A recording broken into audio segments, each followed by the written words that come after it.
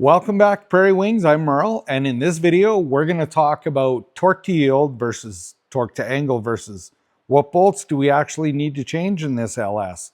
And if you stick around to the end, I will show you how to use a free tool that I'm going to give you.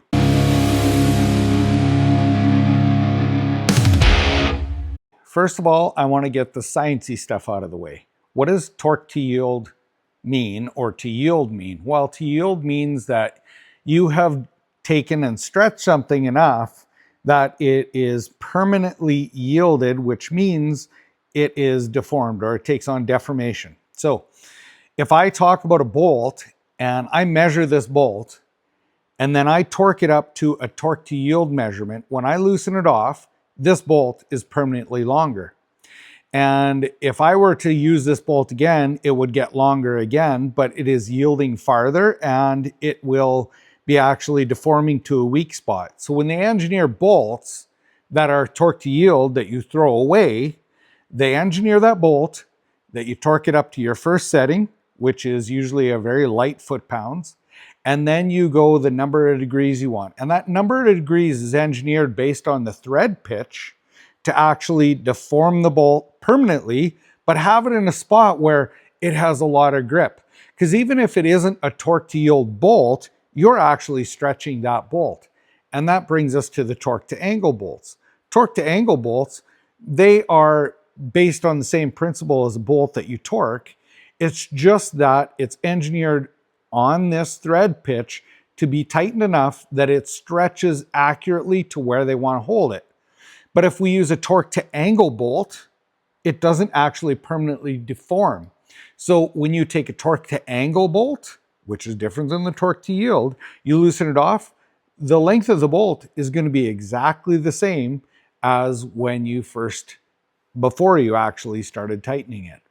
So in this LS engine, let's discuss which bolts are the ones that we would have to replace. I'm choosing to use ARP bolts in this, and ARP, if you're listening and this video goes big, maybe send me some free bolts. No. What I'm doing is I'm using ARP bolts in this engine, and the bolts that you need to change that are torque to yield bolts, first of all, and I haven't actually researched this, but I'm going off of, I should look in a manual, but I'm going off what is normal, the crankshaft bolt in this engine, as well as the head bolts. The head bolts are definitely torque to yield. Use head bolts only once. Now, I chose to go with bolts in this motor because it is a razor blade rebuild. So it's not a high dollar rebuild, but there's no way that I'm going to be able to put this motor together without using new head bolts because they're garbage, as well as this harmonic balancer or crank bolt. Now, there's a lot of debate over the rod bolts. This is a factory rod bolt, and I have a set of ARP rod bolts. Now, the debate is, do you have to change the rod bolts or not? Well, technically, this is a Gen 3, and it's a later model, but I believe the earlier models would be the same. These bolts are actually torque to angle. I can't say as I've actually seen a broken rod bolt that wasn't in a pile of hamburger from a blown up LS engine. But in an LS engine, they seem to hold together good. But I still will sleep better if I change these rod bolts. And one reason why is because I am increasing the RPM range in this engine. These bolts are probably going to be fine. This motor, we are running NA right now, but I'm building it for the potential of boost. Now, why I think that these bolts should be changed is because when I am running boost at higher RPM, say at the end of a run or at the end of a big burnout or whatever, when I take my foot off that throttle, the throttle plate slams shut, and that air in the intake and through the cylinder heads and above the pistons turns now from pressure coming in to an instant stop. And when I let my foot off the throttle, it might be at 7,000 RPM. So what I have happening at the top of the engine is that piston, because we shut all that air off, is trying to be held up. It's trying to tear that piston off the rod. Well, the weak point is probably going to be the rod, and I'll show you what I mean. This engine's upside down. I don't have any rods on it at all, but I am cruising along at 7,000 RPM. This thing is turning like not the speed of light, but the speed of light.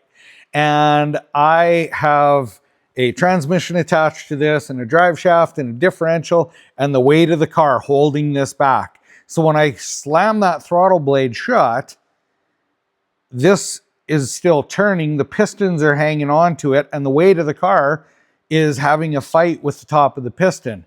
And the connection point is right here. These two bolts are actually the part that's pulling this apart.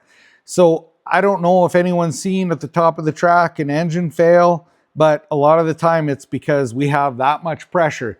It might just be pulling the rods apart, which I've seen lots, and I'd love it if someone would tell me if they've actually seen an LS blow a rod bolt, but it would just make me sleep better if I take these factory rod bolts and throw some ARPs in here. Another really big debate is these main bolts. So on this early, like it's a Gen 3, later Gen 3 block, these bolts are torque to angle, not torque to yield. So they are not going to deform, and they can definitely be reused. Now, when we're going to go and do this, I probably want to grab my digital torque wrench with the angle degree thing on it, but I don't own one. I actually have gotten away a lot of years with click-type torque wrenches, and I have a lot of torque wrenches. I actually like torque wrenches.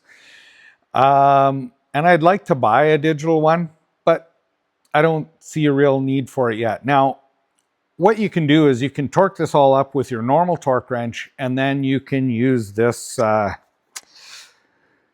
this little gauge. I have had this for many years. The actual dial on it is kind of getting worn out, and to be honest with you, it's kind of janky. I really don't like it. So that's where I came up with a tool that is going to be in a PDF form attached to this video that you can print and use it exactly how I am going to show you. It's a piece of paper with 360 degrees marked on it. Is it perfect? No, but it's probably less janky than that tool that we used to use before there was digital torque wrenches. Now, I'm going to show you exactly how I use it, because on this engine, we have different torques on here. So the very inside ones, they go 15 foot-pounds, and they go 80 degrees. And then the outer ones here, they go 15 foot-pounds, and then they go 53 degrees. And then these other ones, we want to lube these up before we put them in. They're 18 foot-pounds, that's it. They aren't torque to angle. So what I do is I actually take and cut this out to fit the head of the bolt, and we'll go over that. Okay, what I did is I took this hole punch, and it's actually the same size as the head of the bolts. And I punched this. I used wood underneath it that had too big a grain. That's why it's all weird, but you could easily use a kid's protractor or whatever and draw it and cut it out with the scissors. And then the angles that I'm not using, I just cut off. If you take a look here, I have taken a straight edge, and I went from 0 to 53 degrees and 0 to 80 degrees. And we'll just do an example on this bolt here. Hopefully you can see it well. This just fits right on here. Now, I have a fairly sharp pencil, and what I want to do is I want to go straight on that line, and I'm just going to take and make 2 little ticks of exactly where that lines up. Okay, now I pull this off, set it to the side, and I am going to transfer the lines onto the block. I don't know if you can see that on camera.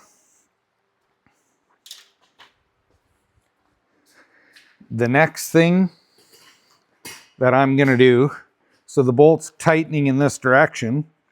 So I am going to take and highlight the edge of the bolt.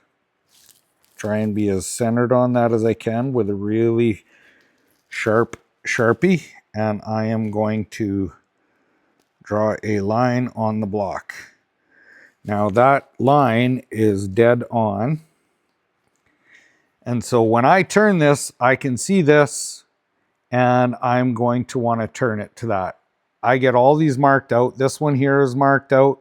This one's marked out. We'll turn the crank to get the rest marked out. And then when it comes time to torquing them, we just use the sequence and we can torque all of these bolts. Nothing saying that I am the best engine builder out there, but I have a lot of experience building, we'll call them razor blade rebuilds, as well as other engines. But I definitely know that a lot of you out there are going to have opinions on what bolts should we replace, why, and I actually invite the feedback because we all have the same kind of passion, and it would be great if we can add to the conversation of what should be done and what shouldn't. And people can filter through whatever they want, but I'm pretty confident, and I know that these engines, the way I'm building them, have lasted. So if you don't mind, definitely throw your comments in and like, share, and subscribe. Thank you so much for watching. I really do appreciate it.